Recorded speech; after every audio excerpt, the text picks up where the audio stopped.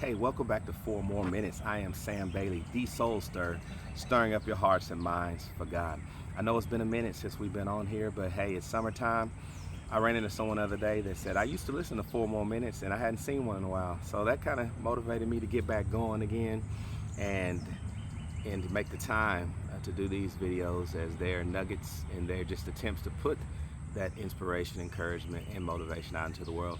Do me a favor, if you've not yet done so, please subscribe to the Soul Stir on YouTube and share these messages when they come out.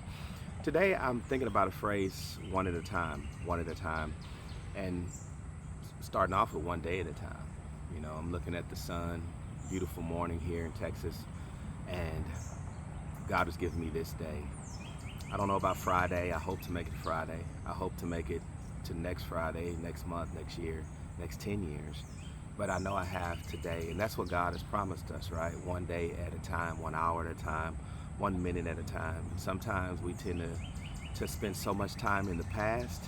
What's gone? I don't care how good your past was yesterday, it's gone. No matter your accomplishments, your old trophies, they're on the shelf, your certificates, your awards, your accomplishments. So to have that toxic nostalgia can be crippling and paralyzing at times, because we will develop an unhealthy love affair with the past. If you look too forward into the future, maybe you have anxiety. You're worried about things that have not yet occurred. The future really does not exist technically, because it's in our imaginations. It's not a reality, but what I have right now is a reality. What I see in front of me right now, talking to you, is a reality. You listening to me is a reality.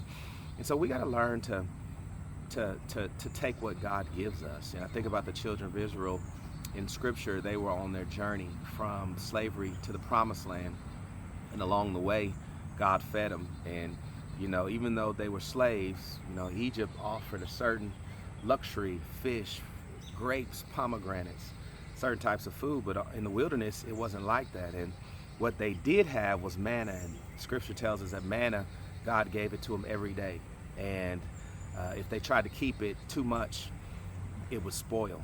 So they didn't have a surplus, but they didn't have a shortage. He gave them just enough for the journey. And I found my life to be that way. I don't know if I want to be filthy rich, or I don't know if there's any virtue in being broke and poor, but to have enough for what you need for that day is truly a blessing. And I don't have to have the whole plan figured out, but one day at a time, 1 moment at a time, 1 minute at a time, one laugh at a time. You can only eat one popsicle at a time.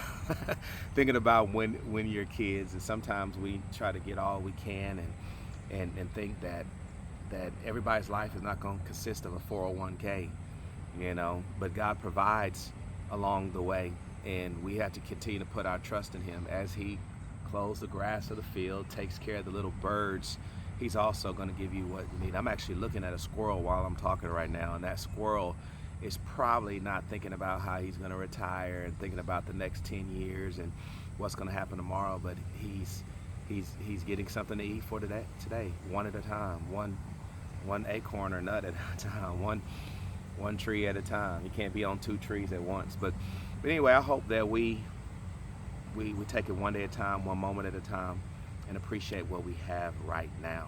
So thank y'all for joining 4 More Minutes. I'll see y'all next time. Subscribe to the Soul Stir, and we appreciate you. Much love.